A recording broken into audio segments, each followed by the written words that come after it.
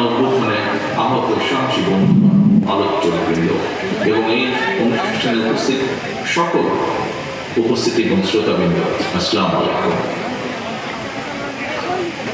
এতক্ষণ পর্যন্ত যারা বক্তব্য রেখেছেন, আপনাদের সবার বক্তব্যে গণঅভ্যুত্থানের সময় নৃশংসতা এবং এর আগে পরের পরিস্থিতি, গণঅভ্যুত্থানে বীর জনগণের আত্মত্যাগ, সন্তান স্বজনহারা পরিবারগুলোর আশা নিরাশা এবং দেশের বর্তমান সার্বিক পরিস্থিতির একটি চিত্র উঠে এসেছে।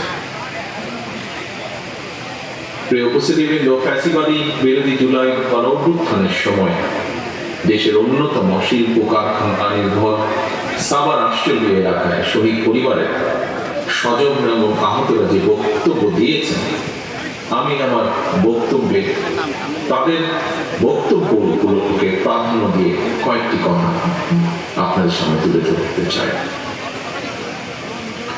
ফ্যাসিবাদের বিরুদ্ধে গত ১.৫ দশকের আন্দোলনের ধারাবাহিকতায় শেষ পর্যন্ত জুলাইয়ের গণঅভ্যুত্থানে হাজারো শহীদের প্রাণের বিনিময়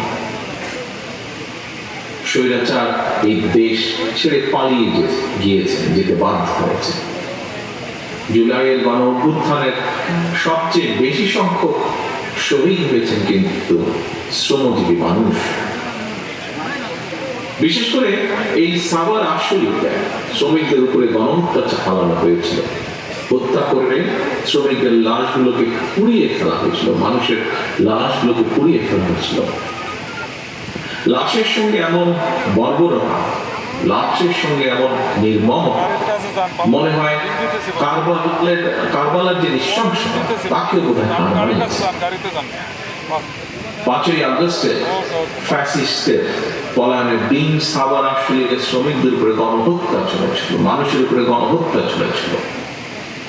প্রিয় উপস্থিতিবৃন্দ, সরকারি চাকরিতে কোটা সংস্কারের দাবিতে গত বছর জুলাইয়ে যে আন্দোলন শুরু হয়েছিল, সেই আন্দোলনে কিন্তু শ্রমজীবী মানুষের সরাসরি কোনো স্বার্থ হয়তো বা জড়িত ছিল না, কারণ তারা কোনো সরকারি চাকরির আশা করেননি।